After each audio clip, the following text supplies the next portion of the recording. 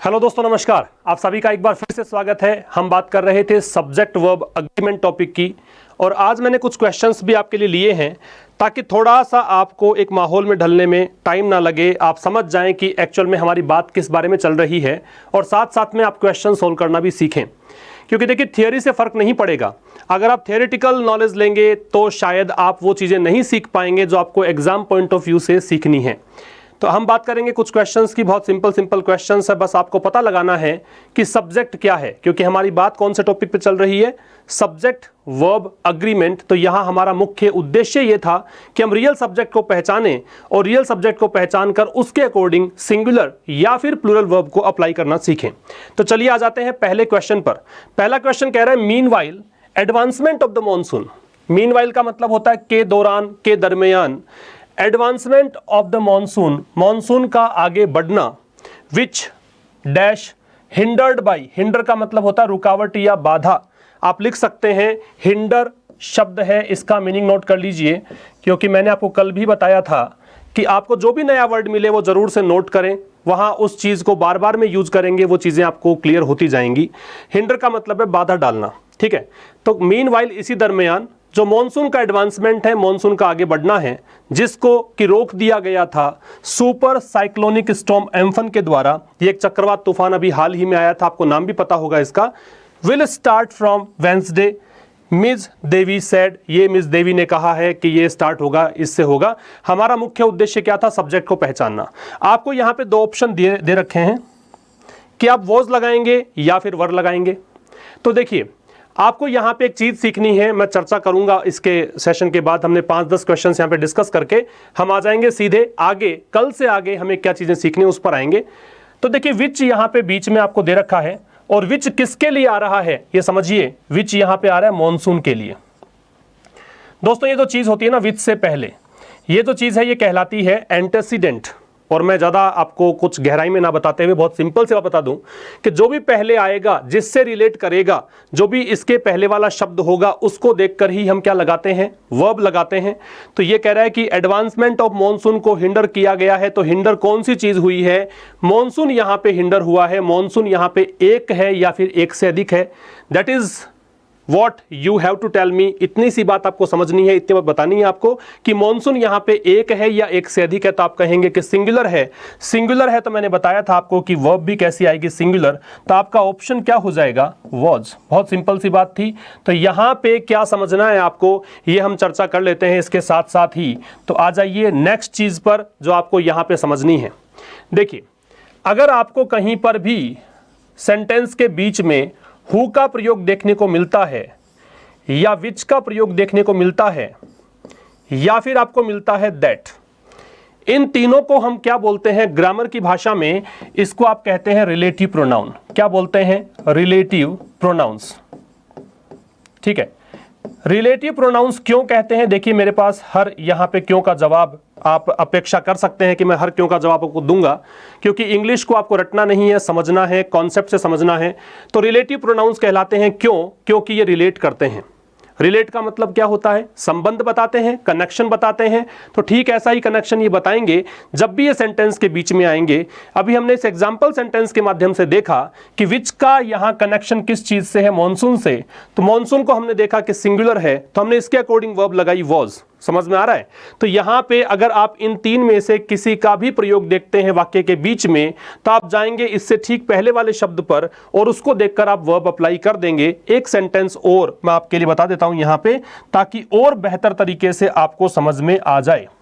देखिए, अगर मैं लिख देता हूं इट इज आई और मैंने लगा दिया हु डैश अ टीचर, ये मैंने एक सेंटेंस लिख दिया, it is I who dash a teacher. अब आपको मैं ऑप्शन देता हूं यहां पर, आपके पास ऑप्शन है इज, एक ऑप्शन है एम, एक ऑप्शन है आर। कौन सा आप लेंगे, कौन सा पिक किया जाना चाहिए? तो देखिए, बहुत सिंपल सी बात बताई मैंने कि अगर इन तीन में से कोई भी चीज बीच में हो तो आप बोलेंगे कि सर हु बीच में है। फिर मैं कहूंगा कि हु से पहले क्या है तो आप बोलेंगे आई है। अब आप समझ गए होंगे कि आई के साथ में इज लगना चाहिए या एम लगना चाहिए या आर लगना चाहिए। तो आपका आंसर होगा कि सर यहां पे लगेगा एम, क्योंकि अपने साथ आई हमेशा एम लेता है। तो ये कॉन्सेप्ट याद रखिएगा, क्योंकि ये रिलेट कर रहा है किस चीज को, जो पहले शब्द है। तो यहां रटने की आवश्यकता भी नहीं है, क्योंकि इसका कनेक्शन ही पहले वाले शब्द से है। जब कनेक्शन पहले वाले शब्द से है तो पहले वाला शब्द ही सब्जेक्ट बनता है, और उसी को देखकर हम क्या लगाते हैं, वर्ब लगाते हैं। चलिए बात करते हैं इससे अगले क्वेश्चन की। ये क्वेश्चन आपके सामने है, एक बार जरा सोचिए और देखिए क्या आना चाहिए। सेंटेंस है the cricketer and his friend dash arrested on May 23 for purchasing heroin. ठीक है, ये एक सेंटेंस है। यहां पर आपको फिर से दो ऑप्शन दे रखे हैं कि वॉज लगाएंगे या वर लगाएंगे। ये आपको देखना है। आपको देखना है कि रियल सब्जेक्ट क्या है। आपको फिर से देखना है, यहां पे पहचान करनी है कि सब्जेक्ट जो है वो एक है कि एक से अधिक है। तो देखिए यहां पे क्रिकेटर है एक, कल ही हमने डिस्कस किया था इस कॉन्सेप्ट को। एंड यहां पे क्या कर रहा है, एडहेसिव का काम कर रहा है। मैं रिकॉल कर देता हूं वो चीजें जो हमने कल डिस्कस की थी। एक वर्ड हमने डिस्कस किया था एडहेसिव। अगर आपने कल का वीडियो नहीं देखा है, पहले देखें उस चीज को, वहां पर ये सब चीजें मैं डिस्कस कर चुका हूं। एडहेसिव का मतलब होता है चिपकाने वाला पदार्थ। क्या होता है एडहेसिव? चिपकाने का जो काम करता है उसको हम बोलते हैं एडहेसिव। फिर मैं एक वर्ड पर और आया था, स्टिक, जो कि होता है चिपकाना, एक वर्ब के रूप में इसका इस्तेमाल होता है। ठीक है, चलिए, तो ये एडहेसिव का काम करेगा, जोड़ने का काम करेगा। किसको? हिज फ्रेंड, इस फ्रेंड को। तो दो सब्जेक्ट हो गए, एक और एक कितना हो गया है? दो सब्जेक्ट है। तो मैंने बताया था कि इंग्लिश में या तो एक है या फिर एक से अधिक को किस कैटेगरी में डालेंगे? प्लूरल में।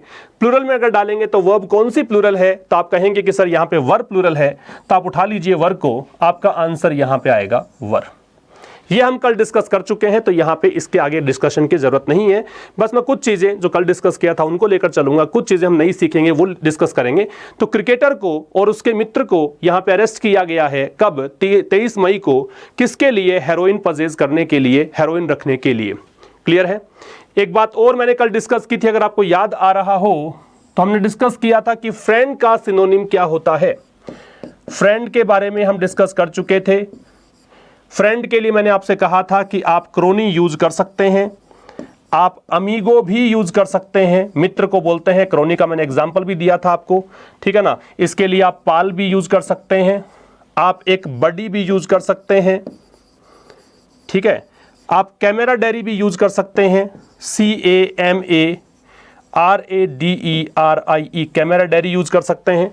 तो ये सारे वर्ड्स फ्रेंड के सिनोनिम है। आपको जो बेहतर लगता है वो उठाइए इसमें से और यूज करिए डेली लाइफ के अंदर, आपको ये वर्ड याद रहेगा। तो हमारा सेकंड क्वेश्चन हो चुका है। चलिए बढ़ते हैं थर्ड क्वेश्चन की ओर।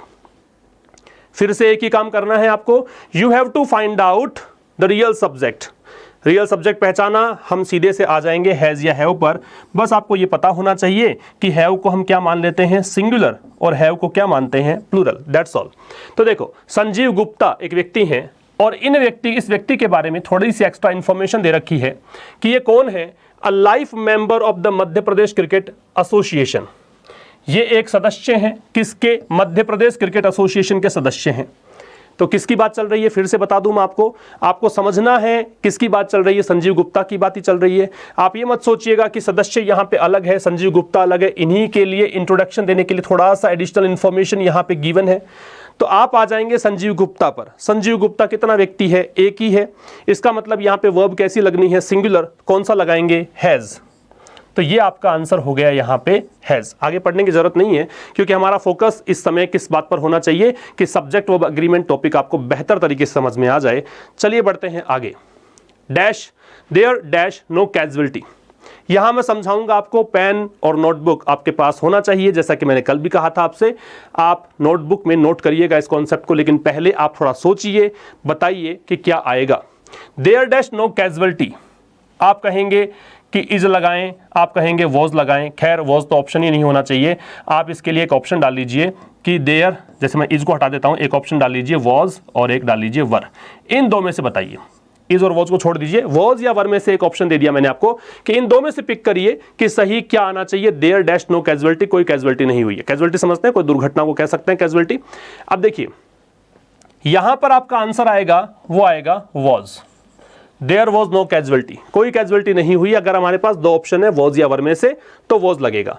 अब देखो ये मैंने इसलिए नहीं लगाया है कि देयर है, कहीं आप ये सोच रहे हो कि देयर को देखकर लगाया है, बिल्कुल नहीं, देयर का कोई प्रभाव नहीं है, प्रभाव है इस चीज का।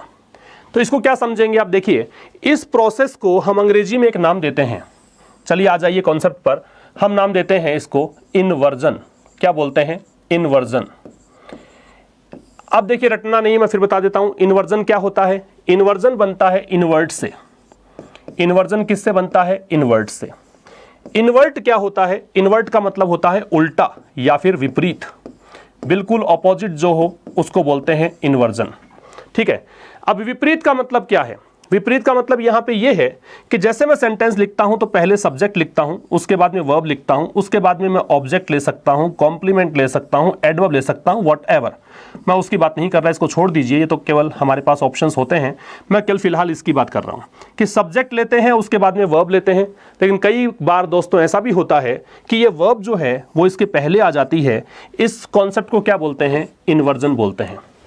तो फिलहाल के लिए ध्यान रखें कि देयर से जब भी सेंटेंस का स्टार्ट करेंगे, मैं कुछ एग्जांपल और यहां दे दूंगा आपको, देयर से जब भी सेंटेंस का स्टार्ट करेंगे तब आपको इन्वर्जन लगाना है। स्टार्ट होने पर आप कहेंगे कि सर देयर का मतलब तो वहां होता है, बिल्कुल आप भी राइट हैं, लेकिन देयर का मतलब वहां होता है तभी जब ये सब्जेक्ट के रूप में ना आए। ये यहां पे डमी सब्जेक्ट है। देखो क्या होता है दोस्तों, सब्जेक्ट होता है सेंटेंस में, लेकिन कई बार सब्जेक्ट ना होने पर देयर को भी सब्जेक्ट के रूप में प्रयोग करते हैं, केवल ये दिखाने के लिए कि ये सब्जेक्ट है। इसको बोलते हैं डमी सब्जेक्ट। ठीक है, तो इतना कॉम्प्लिकेटेड नहीं बनाता हूं मैं इसको, बहुत सिंपल बता देता हूं कि जब भी सेंटेंस का स्टार्ट देयर से हो, आप इसके साथ साथ कुछ चीजें और भी नोट कर सकते हैं। अगर सेंटेंस का स्टार्ट नेवर से हो, अगर सेंटेंस का स्टार्ट नॉट ओनली से हो,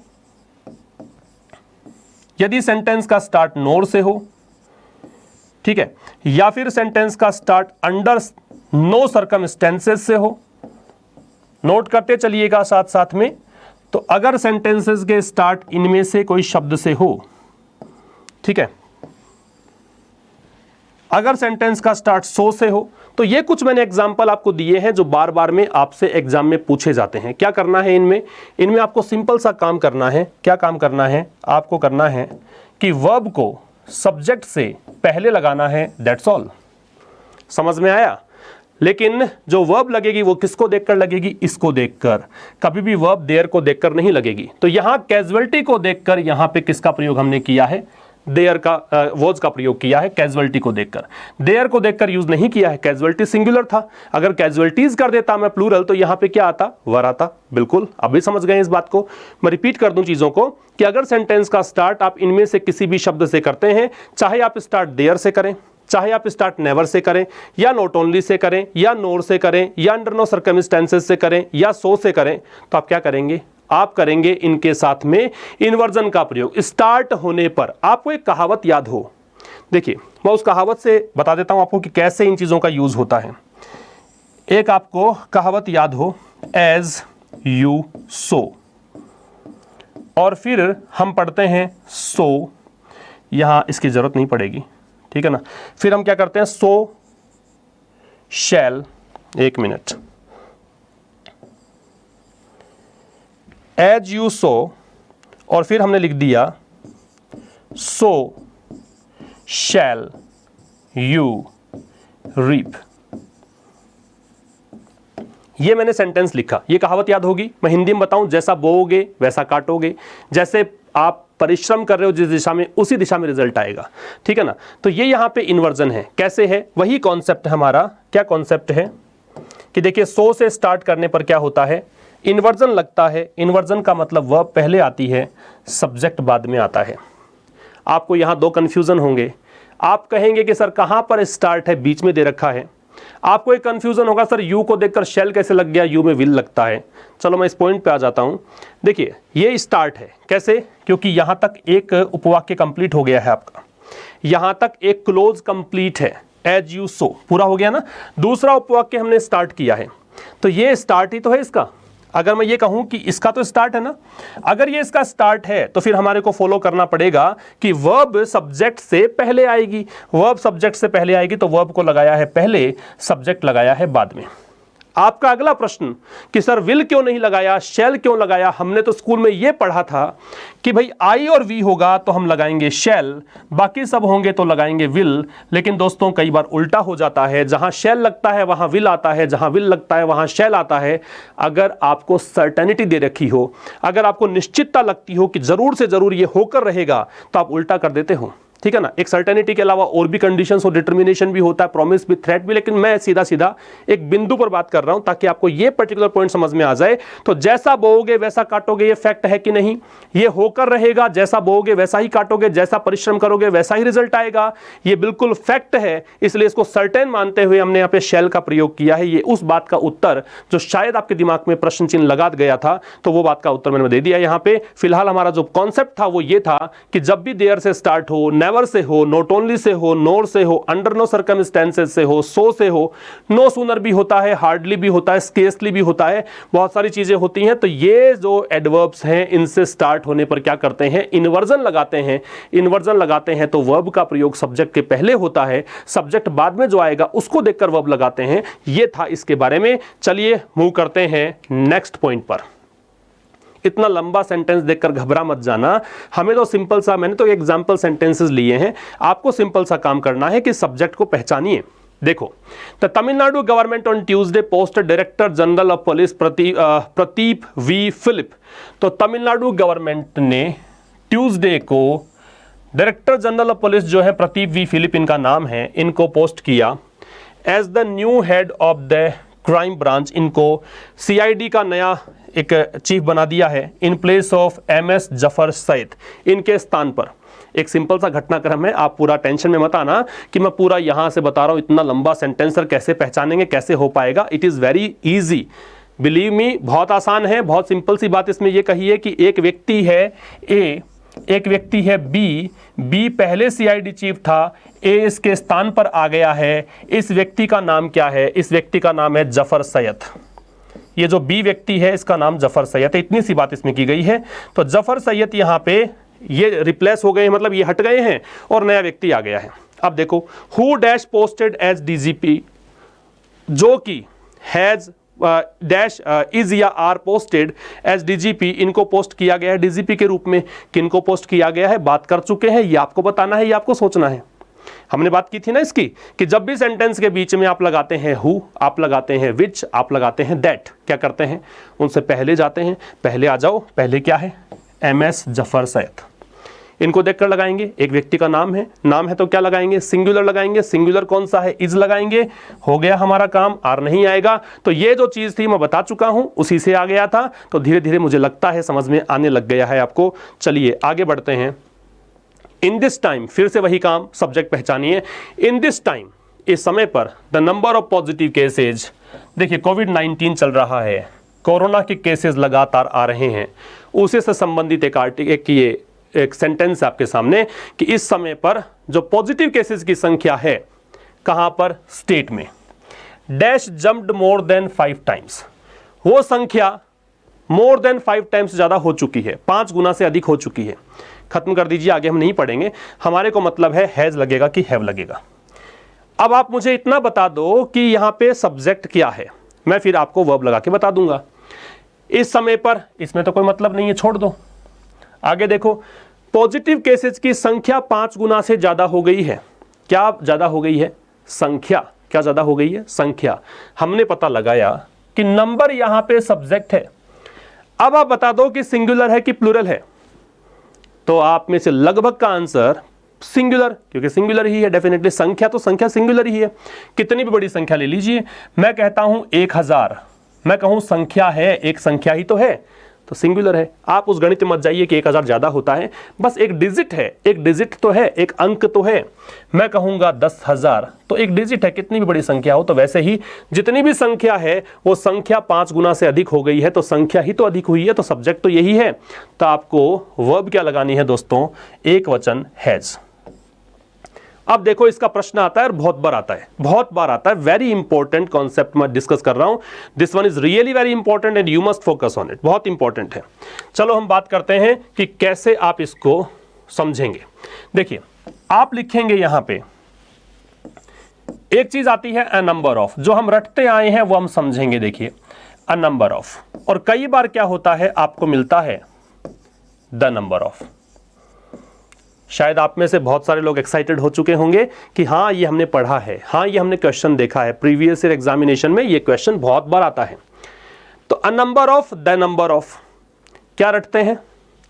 ये आ जाए तो वर्ब कैसी, ये आ जाए तो वर्ब कैसी। तो हम ये रटते हैं कि जब अ नंबर ऑफ हो तो वर्ब लगाते हैं प्लूरल, और द नंबर ऑफ हो तो वर्ब लगाते हैं सिंगुलर। लेकिन यकीन मानिए दोस्तों, यहां पर रटने की आपको आवश्यकता नहीं है। कैसे नहीं है? मैं एक एग्जांपल दूंगा आपको बिल्कुल क्लियर हो जाएगा कि कब सिंगुलर और कब प्लूरल, ऐसा क्यों है, क्यों रटने की जरूरत है। देखिए एक एग्जांपल लिखते हैं हम। जैसे मान लीजिए मैंने सेंटेंस लिखा a number of books have been gone through by me, ये एक सेंटेंस लिखा मैंने। शायद बाकी समझ में आ गया हो। गो थ्रू का मतलब आप नोट कर लीजिएगा, पढ़ने को बोलते हैं। मैं साथ साथ वो कैब आपको बता रहा हूं, याद करवाने की कोशिश कर रहा हूं, आप जरूर इसको याद कर लेंगे। गो थ्रू का मतलब होता है पढ़ना, गुजरना भी होता है कहीं से, लेकिन किताब में से भैया कहीं से गुजरोगे तो डेफिनेटली पेजेस में से होकर गुजरोगे, और पेजेस में से गुजरोगे तो पढ़कर ही जाओगे, और तो गुजरने का कोई माध्यम है नहीं, तो रटने की जरूरत नहीं है। गो का मतलब जाना, थ्रू का मतलब होता है किसी माध्यम में से। आप में से बहुत सारे शायद प्रोनाउंशिएट गलत करें इस चीज को, थ्रू बोलते हैं, थ्रो नहीं बोलते हैं, ठीक है ना। गो थ्रू, गो मतलब जाना, थ्रू मतलब किसी मीडियम में से होकर जाना, किसी माध्यम में से होकर जाना, किसी के बीच से होकर गुजरना। किसके बीच से होकर गुजरना है? किताबों के बीच से, तो पढ़ना हो गया डेफिनेटली। तो आपको याद करने, रटने की जरूरत नहीं पड़ेगी, ठीक है। चलो आ जाइए। क्वेश्चन क्या था? A number of books have been dash by me, मेरे द्वारा बहुत बड़ी संख्या में किताबें पढ़ ली गई है। मेरा प्रश्न है कि आप बताइए सब्जेक्ट क्या है? मेरे द्वारा बहुत बड़ी संख्या में किताबें पढ़ ली गई हैं, तो वर्ब क्या है? पढ़ ली गई हैं, पढ़ लिया। किसको पढ़ लिया? बुक्स को। तो आप कहेंगे कि सब्जेक्ट सर यहां पे है कौन से वाला? बुक। यहां पे सब्जेक्ट क्या है? ये सब्जेक्ट है, एम आई राइट? बिल्कुल यही सब्जेक्ट है। एक और सेंटेंस लिखता हूं, बताना मुझे सब्जेक्ट क्या है। मैं लिखूं the number of books, the number of books in the library dash, और मैंने लिख दिया, यहां मैं लगा देता हूं मैं इज, और मैंने कर दिया यहां पे 1000। इसको पढ़िए और सेंटेंस को बताइए कि सब्जेक्ट क्या है। इसका ट्रांसलेशन ये हुआ कि जो लाइब्रेरी में, पुस्तकालय में बुक्स की संख्या है वो 1000 है। मैं पूछूंगा कि 1000 क्या है, तो आप बोलेंगे कि सर 1000 क्या है? किताबों की संख्या। क्या है 1000? किताबों की संख्या। तो यहां पे सब्जेक्ट क्या बन चुका है? नंबर।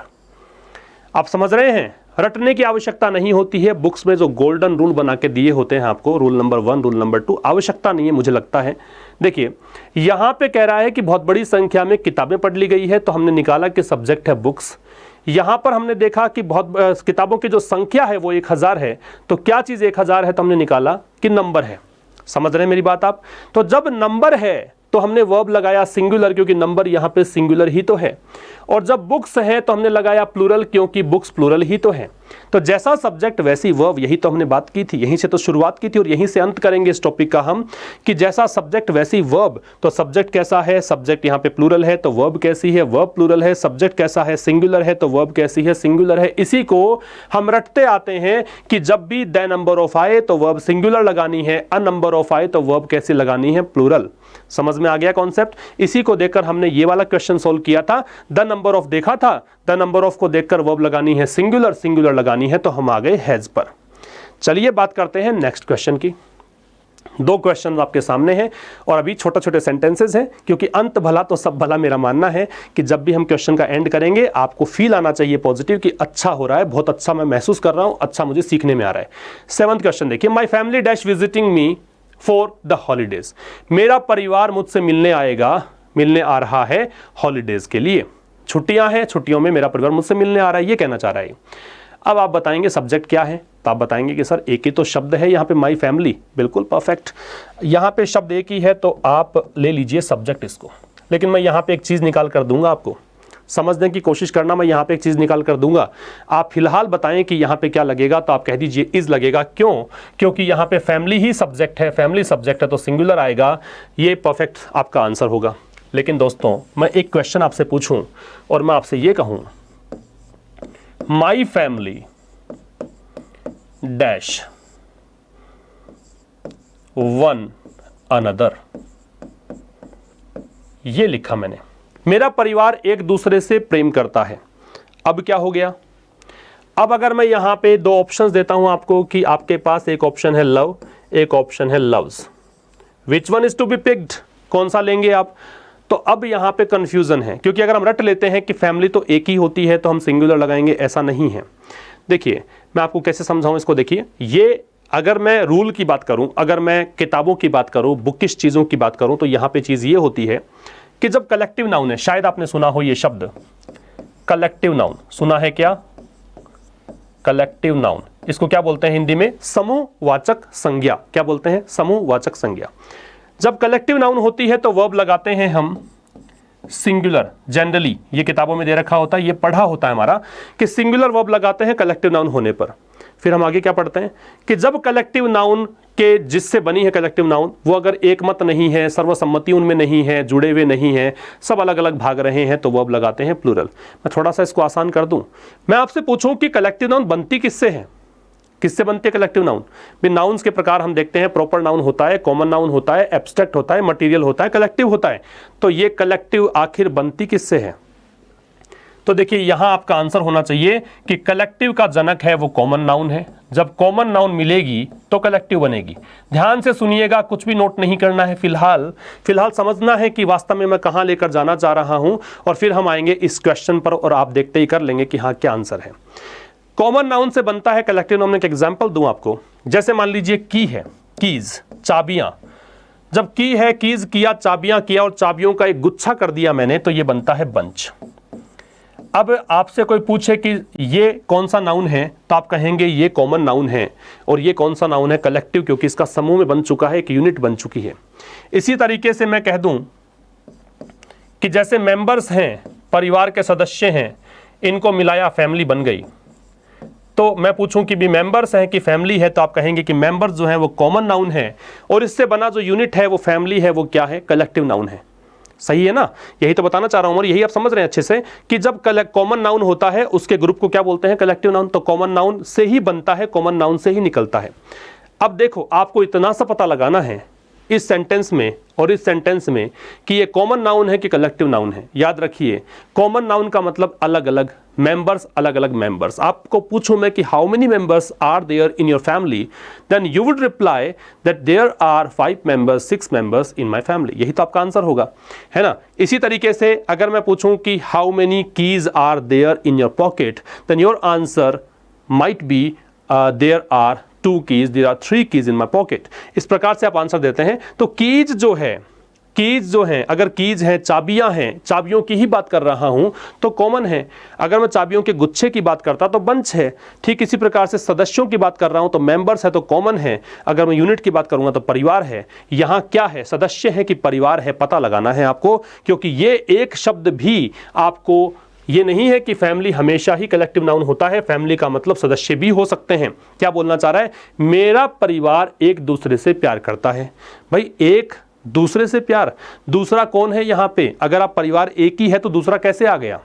और अगर इसको मैं मान लेता हूं कि ये फैमिली नहीं है, ये यहाँ पे मेंबर्स हैं, मैं इसको ये मान लेता हूं कि ये परिवार फैमिली नहीं है, ये मेंबर्स की तरह बिहेव कर रहे हैं, तो आपको समझ में आएगा कि हाँ मेंबर्स तो प्रेम कर सकते हैं एक दूसरे से। भाई मेंबर्स की संख्या है ABCDE, ये 5 सदस्य हैं, इनका आपस में प्रेम है। ठीक है, इनका आपस में प्रेम है। इस प्रकार से ये आपस में प्रेम करते हैं, सबका एक दूसरे से प्रेम है। ये कुछ कहानी है मान लीजिए। तो ये सदस्य कर सकते हैं, फैमिली नहीं कर सकती। तो ये सदस्य है, ये फैमिली नहीं है। सदस्य है तो कौन सा नाउन है? कॉमन नाउन है। और जब सदस्य हैं, जब घटकों में टूट चुका है तो वर्ब कैसी आएगी दोस्तों? प्लूरल। मैंने कल ही सिखाया, एक बार बताइए कि मैं लव लगाऊं या लव्स लगाऊं। हमने कल क्या सीखा था कि वर्ब के साथ में अगर एस या ईएस है तो वर्ब कैसी है? सिंगुलर। और वर्ब अगर अकेली है, एस और यस नहीं है, तो वर्ब कैसी है? प्लूरल। तो यहां पे वर्ब कैसी आएगी? प्लूरल। आप आंसर क्या करेंगे? लव। लव्स नहीं करेंगे, ये कट जाएगा। आया क्या समझ में आपको? अच्छी समझ में आ गया होगा। मैं और अधिक आसान कर दूं इसको, और अधिक आसान करें तो इसको यूं समझिए, जैसे आपने ये मान लीजिए कि जैसे यहां पे मैं कह दूं, एक सेंटेंस लिखता हूं और फिर बताना, देखें आप। जैसे मान लीजिए मैंने एक सेंटेंस यहां लिख दिया, एक सेंटेंस लिख दिया मैंने, the team dash taken their positions on the ground. Team ने अपनी पोजीशन ले ली है ग्राउंड पर, यह सेंटेंस लिख दिया। आपको समझना है कि अलग अलग पोजीशंस ली है, पोजीशंस बनाया है। इसका मतलब ये तो नहीं है कि क्रिकेट के आप समर्थक होंगे, क्रिकेट प्रशंसक रहे होंगे, डेफिनेटली क्रिकेट सब देखते हैं हम लोग। तो क्रिकेट में जैसे मान लीजिए मैं एक एग्जांपल दूं कि कोई व्यक्ति गली में खड़ा है, कोई बाउंड्री पे है, कोई स्लिप में है, कोई विकेट कीपिंग कर रहा है, कोई बॉलिंग कर रहा है ना। इस प्रकार से अलग अलग पोजीशंस पे खिलाड़ियों ने जगह ली है। तो क्या टीम ने ली है या खिलाड़ियों ने ली है? आपका आंसर आएगा सर खिलाड़ियों ने ली है, क्योंकि टीम तो एक ही होती है, वो कैसे अलग अलग जगह पे जाएगी। तो इसका मतलब यहाँ पे टीम जो है अपने घटकों में टूट चुकी है। टीम जिससे बनी थी, टीम किससे बनती है? प्लेयर्स से, और प्लेयर्स में टूट चुकी है, तो यहां पे वर्ब कैसी आएगी? प्लूरल। और अगर ये टीम जुड़ जाती है वापस से और टीम बन जाती है तो वर्ब कैसी आती है? सिंगुलर। तो जनरली इसीलिए बुक्स में लिखा होता है कि सामान्यतया कलेक्टिव नाउन के साथ में वर्ब सिंगुलर लगाते हैं, लेकिन कई बार ऐसा होता है कि वो कलेक्टिव नाउन होती ही नहीं है, वो अपने घटकों में टूट जाती है। ऐसे कंडीशन में वर्ब प्लूरल लगाते हैं। लिखा हुआ नहीं आएगा दोस्तों कि ब्रैकेट में कि ये कॉमन नाउन है, ये कलेक्टिव है। आपको पहचानना है। मैंने सेंटेंसेस देके बताया है कि कोई ना कोई संकेत जरूर होगा सेंटेंस में, जिसको देखकर आपको पता लग जाएगा कि वो सिंगुलर है कि प्लूरल है। सिंगुलर है तो वर्ब सिंगुलर, वर्ब प्लूरल, अगर प्लूरल है तो वर्ब प्लूरल। तो हमने यहां पहचान लिया कि एक यूनिट है, परिवार की ही बात कर रहा है कि मेरा परिवार मुझसे मिलने आएगा हॉलीडेज में। इसका मतलब 5 सदस्य हैं, 6 सदस्य हैं, 10 सदस्य हैं, सबके सब एकजुट होकर एक गाड़ी में आके मुझसे मिलने आएंगे। अगर मैं यहां पे ये ना करके कुछ ऐसा लिखता जैसा कि यहां लिखा है, तो फिर हमने देखा कि परिवार नहीं है, सदस्य हैं, क्योंकि एक दूसरे से प्रेम करते हैं। तो यहां पे सदस्य हैं तो लव आएगा, लव्स नहीं, क्योंकि प्लूरल की रिक्वायरमेंट थी। ठीक है, आ जाइए अगले क्वेश्चन पे, और यहां पर भी आप सीखेंगे एक चीज। अगले क्वेश्चन पे देखिए, द पुलिस, क्या पढ़ते हैं इसको? पुलिस, पुलिस नहीं पढ़ते हैं, पुलिस हिंदी में लिखते हैं police dash investigating the murder. तो पुलिस जो है वो इन्वेस्टिगेट कर रही है मर्डर की। अब पुलिस के साथ में इज या आर, आपके ऑप्शंस यहां हैं, आपके ऑप्शंस यहां पे हैं, इज या आर। पुलिस के साथ इज या आर आपको रटने की जरूरत नहीं है। पुलिस का मतलब जो पुलिस वाले हैं वो, पुलिस कोई शख्स का नाम तो है नहीं। पुलिस यहाँ पे, पुलिस जो नाम है वो है एक उस ग्रुप का नाम जिसमें बहुत सारे लोग शामिल हैं, स्टाफ मेंबर्स जो शामिल हैं उसके। तो पुलिस अगर इन्वेस्टिगेट कर रही है तो मतलब उसके में, उस टीम के अंदर बहुत सारे लोग इन्वेस्टिगेट कर रहे हैं। तो याद रखिएगा पुलिस को बहुवचन मानना होता है, प्लूरल मानना होता है, इसलिए वर्ब कैसी लगाएंगे दोस्तों? यहां पर लगाएंगे आर। तो पुलिस के साथ में वर्ब कैसी आएगी? प्लूरल आएगी। नोट कर लीजिए इस पॉइंट को। और चलिए बढ़ते हैं अगले पॉइंट की ओर, एक दो क्वेश्चन और। तो चलो 9 और 10 और डिस्कस कर लेते हैं। Half of the class dash from another country. Is लगाएं कि आर लगाएं? Half of the class dash from another country. यहां से सीखना भी है आपको एक पॉइंट, यहां से एक पॉइंट भी सीखना है। एग्जाम्पल देख के बस समझिए कि हमें क्या सब्जेक्ट दिया गया है। Half of the class. अब आप इस गणित में मत जाना कि क्लास तो स्टूडेंट्स से बनी है, स्टूडेंट्स की संख्या एक क्लास में 500 है, 400 है, उनका आधा हिस्सा है, मतलब 200 कर दिए, 250 कर दिए, ऐसे में मत जाना। आप तो सीधी सी बात करो कि किसका आधा कर रहा है? Half of the class. ये आधा किसका कर रहा है? क्लास का कर रहा है। तो चाहे आधा हो या पूरा हो, है क्या? क्लास ही तो है। क्लास सिंगुलर है कि प्लूरल है? तो आप कहेंगे सिंगुलर है, और सिंगुलर है तो वर्ब कैसी लगाएंगे? इज, क्या नहीं लगाएंगे? आर नहीं आएगा। That's it. आ गया समझ में? तो यहां पे एक चीज समझा देता हूं मैं आपको कि याद रखिएगा, जब भी फ्रैक्शन नंबर्स आते हैं, भिन्न संख्याएं आपने पढ़ी होगी मैथ्स में, जब भी हाफ ऑफ द, अभी ऐसा तो नहीं लिखा आएगा, लिखा तो ऐसा ही आएगा हाफ ऑफ द, लिखा आए 1/3 ऑफ द, 1/3 ऑफ द, या लिखा आया 3/4 ऑफ द, या फिर लिखा आया 2/3 of the.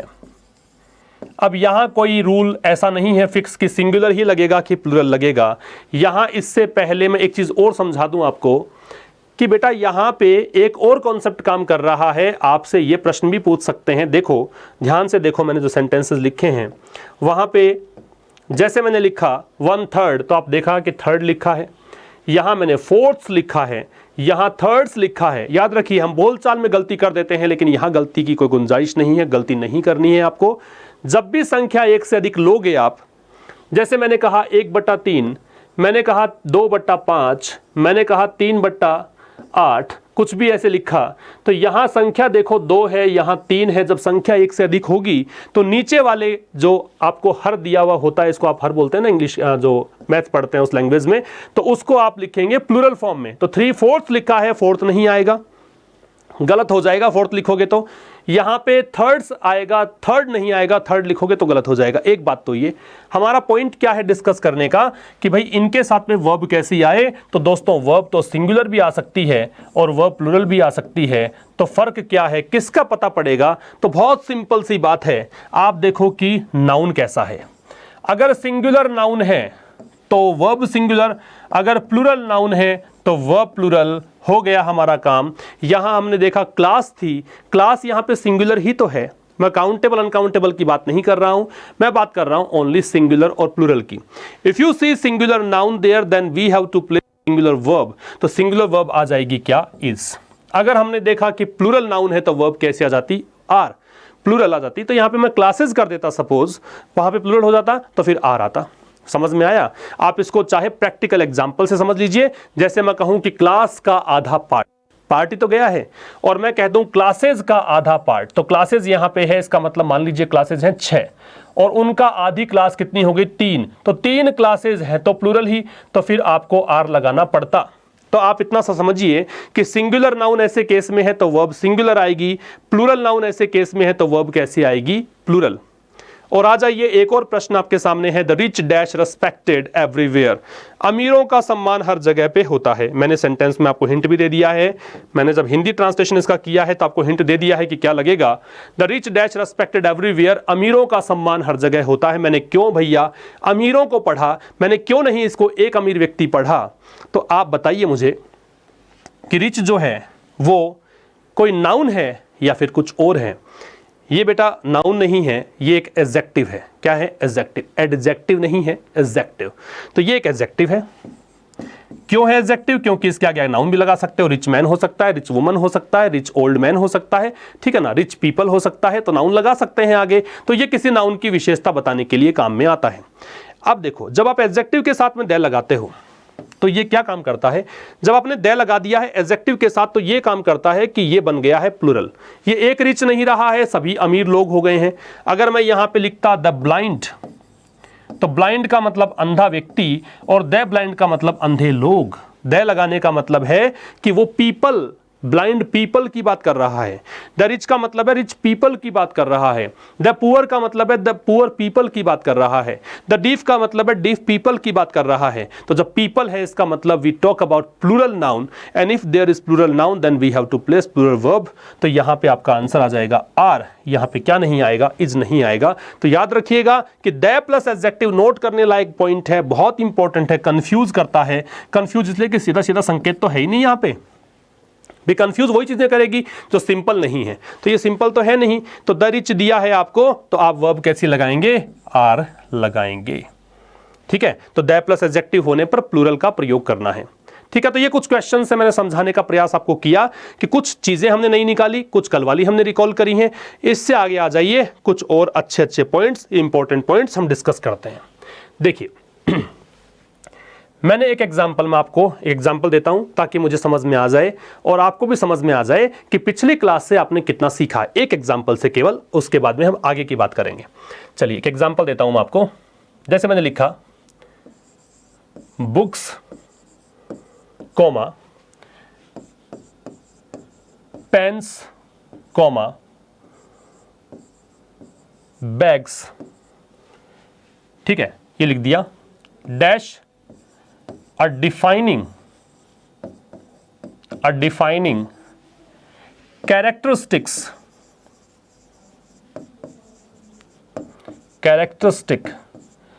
of a student, और बोलते हैं वैसे इसको ऑफ अ स्टूडेंट। ठीक है, books pens bags dash are defining characteristic of a student.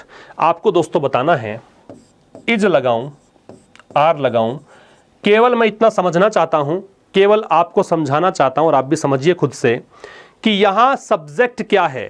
क्या आपने सीख लिया है ये, क्योंकि हम कल से इसी की बात कर रहे हैं तो शायद आपने सीख लिया हो। तो क्या आप ये सोचते हैं कि बुक्स पेन्स और बैग्स ये यहाँ पे सब्जेक्ट हैं, या फिर आप समझिए कि डिफाइनिंग कैरेक्टरिस्टिक सब्जेक्ट है। मैंने कल कुछ एग्जांपल दिए थे राइस एंड करी वाला, तो ऐसा नहीं होता है, कई बार कंफ्यूजन होता है, भ्रम होता है कि आप सोचें कि ये सब्जेक्ट है। नो, ये सब्जेक्ट नहीं है। ये तो कह रहा है कि कोई स्टूडेंट की एक विशेषता बताई है इसने कि स्टूडेंट जो होता है उसके पास आपको बैग्स तो नहीं तो एक बैग मान लीजिए, एक ही बात है, ऐसा कर लो। बुक्स, पेन्स, नोटबुक्स भी हो सकता है, कुछ भी लिख दो, कोई फर्क नहीं है। तो कोई स्टूडेंट अगर है तो उसकी विशेषता होती है कि तो एक बैग मिल जाएगा, बुक्स मिल जाएंगी, नोटबुक्स मिल जाएंगी, पेन्स होंगे, पेंसिल्स होंगी, शार्पनर्स होंगे, इरेजर्स होंगे। ये सब विशेषता है स्टूडेंट होने की। स्कूल में पढ़ा है आपने, तो हम लोग भी ये चीज़ें कैरी किया करते थे। तो ये क्या है? ये एक डिफाइनिंग कैरेक्टरिस्टिक है, कैरेक्टरिस्टिक विशेषता को बोलते हैं। तो एक परिभाषित करने की विशेषता है। स्टूडेंट को परिभाषित आप ऐसे कर सकते हैं कि स्टूडेंट वो एक कह सकते हो बच्चा है, वो एक कह सकते हो मेल और फीमेल है जो कि ये चीज़ें कैरी करता है। तो डिफाइनिंग कैरेक्टरिस्टिक है। तो सब्जेक्ट क्या है? सब्जेक्ट आगे वाला है, ये टेल वर्ड है जिसको पूंछ बोलते हैं। आप जानवरों की पूंछ होती है टेल जिसको बोलते हैं, तो ये टेल है, इसकी ये पूंछ है, इसकी पीछे वाला पार्ट बताता है कि सब्जेक्ट क्या है। तो सब्जेक्ट यहां पे है सिंगुलर। अगर सब्जेक्ट सिंगुलर है तो दोस्तों आ जाइए, इज लगाना है, आर नहीं लगेगा। तो यहां मैंने कल बातें छोड़ी थी, यहां मैंने चीजें छोड़ी थी, बताया था आपको कि कैसे आपको रियल सब्जेक्ट पहचानना है। शायद यहां तक सब चीजें बिल्कुल अच्छे से तैयार आपकी हो गई होंगी। आगे बात करते हैं और आगे बढ़ते हैं हम नई चीज़ों के साथ। मैं एक एग्जाम्पल डालता हूं, बताना क्या आएगा। एक एग्जाम्पल लिखा मैंने, ईदर यू और आई डैश डिलीजेंट। बिल्कुल नए वर्ड्स भी मिलते रहेंगे क्योंकि वर्ड्स बिल्कुल अच्छे होने चाहिए आपके। जब आप इंग्लिश की बात करते हैं, हिंदी की बात करते हैं, कोई लैंग्वेज की बात करते हैं, तो शब्द समूह आपके पास बहुत सॉलिड होना चाहिए।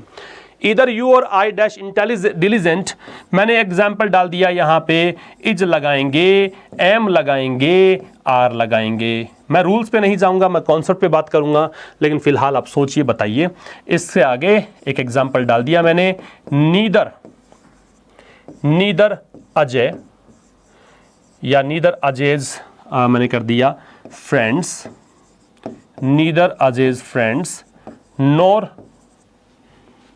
नॉर हिज ब्रदर, ये लिख दिया मैंने, neither Ajay's friends nor his brother dash, और मैंने लिख दिया आगे इंडस्ट्रियस। ठीक है, और फिर मैंने आपके लिए एग्जाम्पल लिख दिया, यहाँ पे विकल्प दे दिए, इज लगेगा, एम लगेगा या आर लगेगा।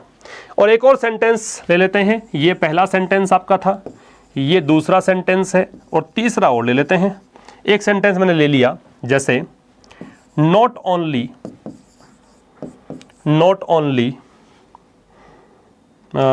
Only you but also your brother,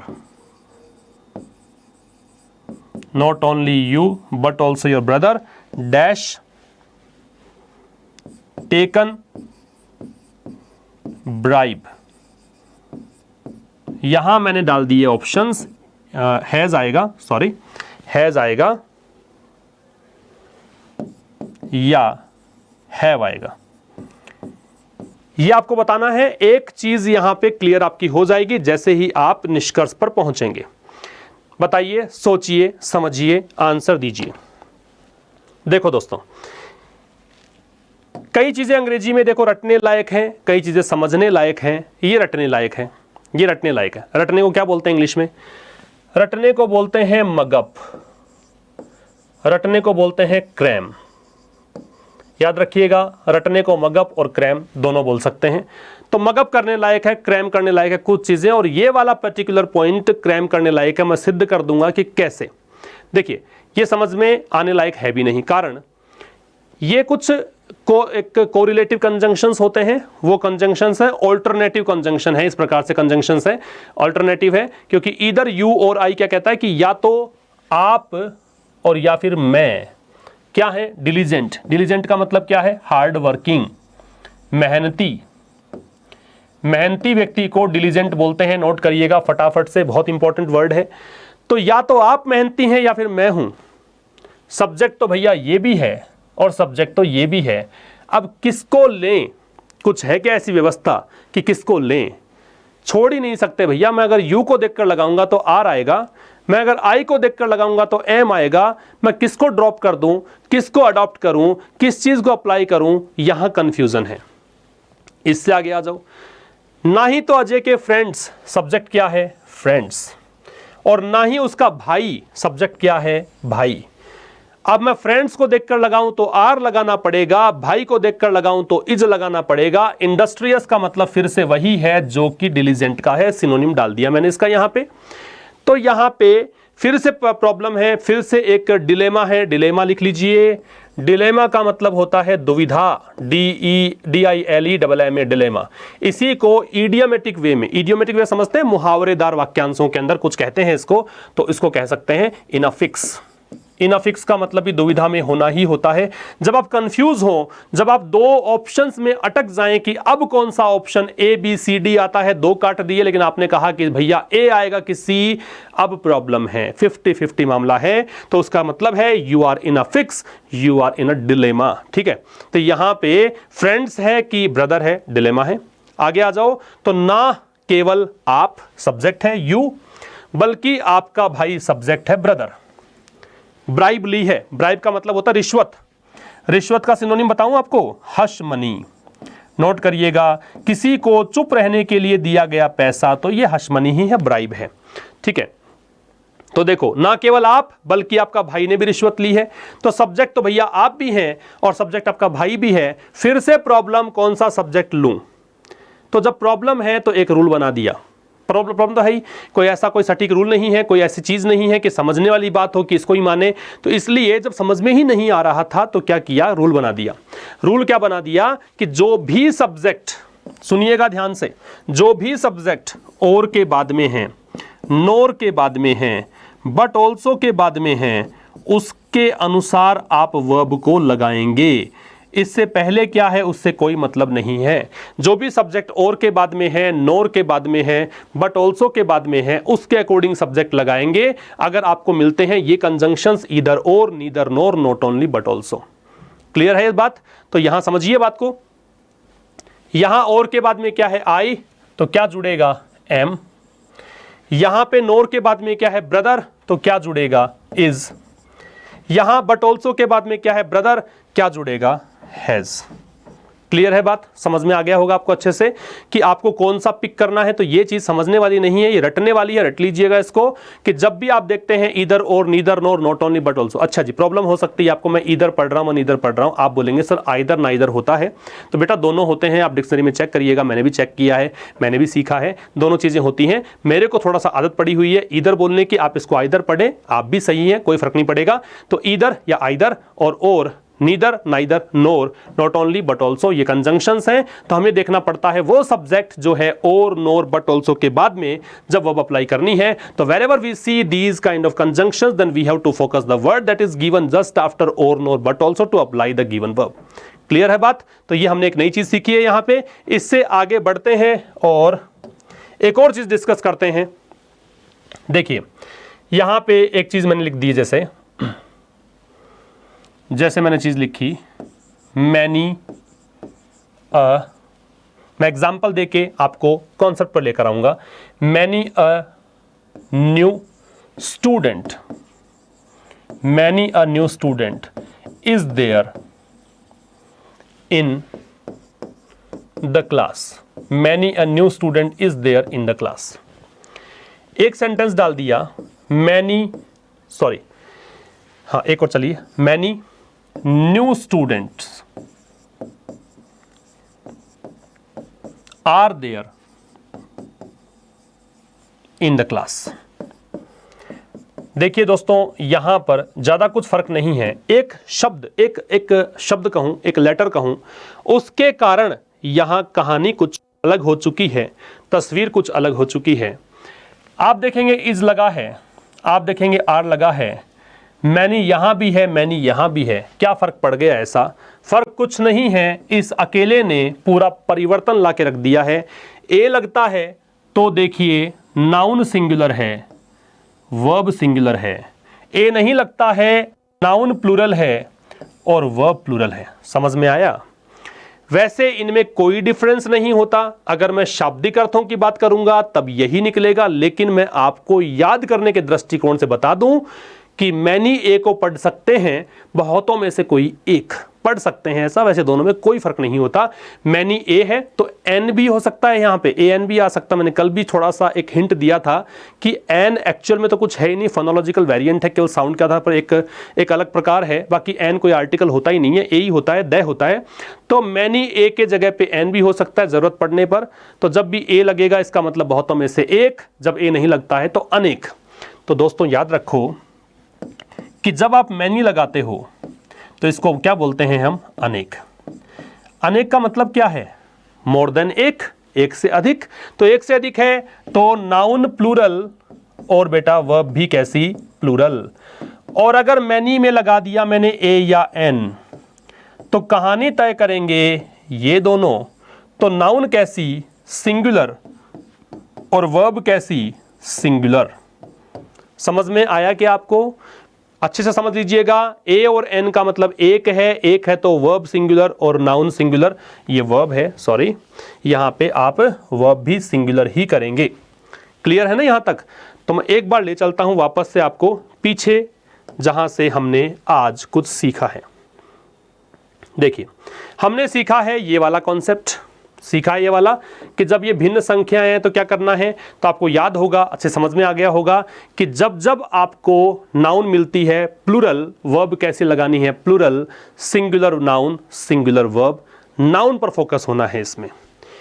एक हमने डिस्कस किया था फैमिली वाला कॉन्सेप्ट, ये एक कंपाउंड कलेक्टिव नाउन वाला कॉन्सेप्ट हमने डिस्कस किया था। कलेक्टिव नाउन है तो वर्ब सिंगुलर, ये कॉमन बन जाए, अपने जिससे बना है उसमें टूट जाए तो फिर प्लूरल, ये डिस्कस किया था। इसके बाद में हमने डिस्कस, इससे पहले डिस्कस किया था a number of, the number of. कुछ भी नहीं था, मैंने रूल छोड़ा ही नहीं था। यहाँ पे मैंने समझा दिया था कि कैसे आपको पता लगाना है रियल सब्जेक्ट क्या है, उस सब्जेक्ट को देखकर यहाँ पे वर्ब अप्लाई करनी है। इससे पहले हमने डिस्कस किया था ये हु वाला, विच वाला कॉन्सेप्ट है ना, इन्वर्जन वाला कॉन्सेप्ट, कि कुछ शब्द ऐसे हैं जो निश्चित हैं। देयर हो सकता है, कहीं छूट गया हो तो नोट कर लीजिएगा।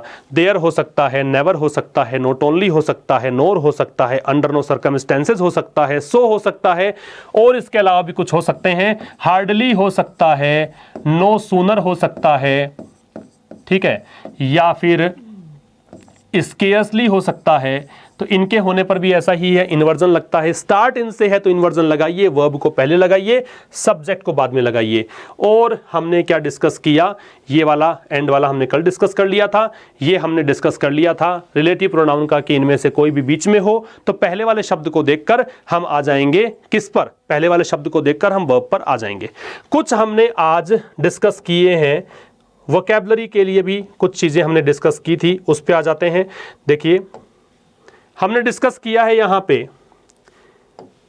यहां हमने डिस्कस किया मगअप, क्रैम, रटने को बोलते हैं। ये आप याद रखिएगा क्योंकि काफ़ी बार हम लोग रटने की कोशिश करते हैं और ये शायद हमारे कह सकते हो एक सराउंडिंग का फ़र्क है, जो कुछ भी है हमारे एजुकेशन का फ़र्क है। रटने की कोशिश करते हैं, रटना है तो रटने को मगअप या क्रैम से रिलेट करेंगे। दुविधा होने को डिलेमा बोलते हैं। इन अ फिक्स इडियोमेटिक एक्सप्रेशन है, ये भी कह सकते हो।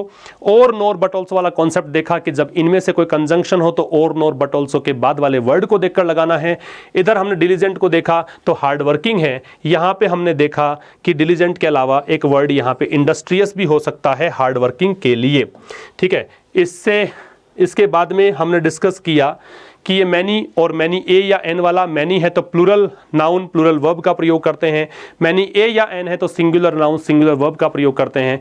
यहाँ तक आशा करता हूँ समझ में आ गया होगा, भरपूर आप लुत्फ उठा रहे होंगे क्लास का। बस बने रहें, थैंक यू वेरी मच। जल्दी ही मिलते हैं अगले क्लास में, तब तक के लिए नमस्कार, थैंक्स अ लॉट।